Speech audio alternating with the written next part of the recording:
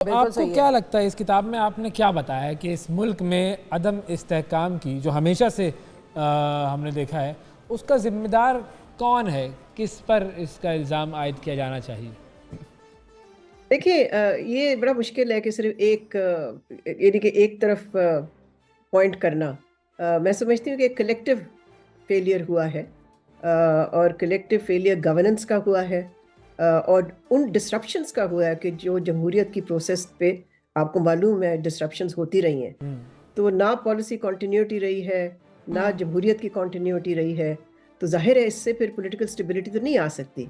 साथ साथ मैं समझती हूँ कि इस किताब का बहुत ज़्यादा फोकस जो है वो जाहिर है सबसे अहम चीज़ जो हमारे लिए है वो हमारी इकोनॉमी है, जी। जो कि आपको मालूम है इस वक्त आईसीयू में है, वो क्रिटिकल वार्ड में है। तो इसमें मुख्तलिफ जो प्रोफेशनल्स हैं, और I am very very privileged कि इतने अच्छे पब्लिक इंटेलेक्चुअल जो हमारे हैं उन्होंने कंट्रीब्यूट किया। तो उन्होंने जो इकोनॉमिक सॉल्यूशंस ऑफर किए हैं, मुर्तज़ा सईद हैं, खुर्रम हुसैन हैं, सलमान शाह हैं, इशरत हुसैन हैं, बहुत से आइडियाज़ उन्होंने पेश किए हैं। आई होप कि the next government will pay some attention to these ideas. अच्छा, सही है। अब ये जो आपने नाम लिए इशरत साहब का, सलमान शाह साहब का, ये बहुत बड़े बड़े रोल्स में पहले भी रह चुके हैं। तो क्या कोई ये एतराज़ कर सकता है कि भाई इन्होंने तो पहले भी काम किया, क्या फ़र्क पड़ा, और अब फिर ये आइडियाज़ दे रहे हैं, अब क्या फ़र्क पड़ जाएगा? जी, फ़र्क ये पड़ेगा कि ये सियासतदान नहीं है, बिल्कुल ठीक है। ये हाँ। टेक्नोक्रेट। यस।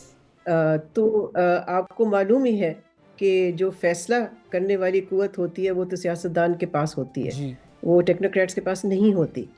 तो ये फिर कहना दुरुस्त नहीं है कि जी ये रह चुके हैं हुकूमत में और इन्होंने आखिर क्या किया। हाँ। इन्होंने जो भी कुछ ऑफर किया है उस वक्त भी, क्या सवाल तो ये पैदा होता है कि क्या उस वक्त की हुकूमतों ने इनकी एडवाइस एक्सेप्ट की थी, उस पे जी। इम्प्लीमेंट किया या नहीं किया। तो देखिए सिर्फ ये लोग नहीं हैं जी। कंट्रीब्यूटर्स इस किताब में, एजुकेशन पे भी है मेरे तारिक बनूरी साहब, अच्छा। उनका भी बिल्कुल। बहुत ही एक स्टेलर रोल रहा है यस बिल्कुल। यस बिल्कुल। Higher education.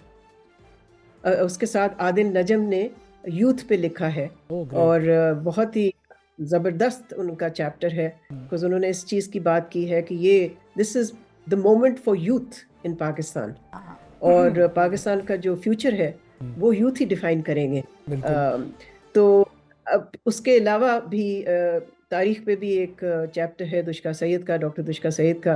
Okay. Khawar Mumtaz ने ख़वातीन की जो मूवमेंट रही है पाकिस्तान में उसके बारे में लिखा है, और फिर ये भी लिखा है कि ख़वातीन को किस तरह से हकूक़ मिलने चाहिए, किस किस्म की लेजिस्लेशन होनी चाहिए वेरी इंटरेस्टिंग। जिससे कि उनको पूरी तरह से हकूक़ मिल सकें। एनवायरनमेंट में भी है।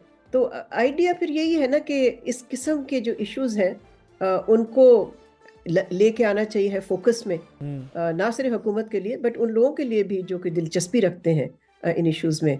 और मुझे उम्मीद है, बिकॉज एक मेरी पहली भी किताब थी जो almost a decade ago I put it together, जो कि बहुत ही मैं समझती हूँ कि यूज़फुल रही स्टूडेंट्स के लिए, ख़ास तौर पे सीएसएस के लिए जो अपेयर करते हैं उन हाँ। स्टूडेंट्स के लिए बहुत ही यूज़फुल रही।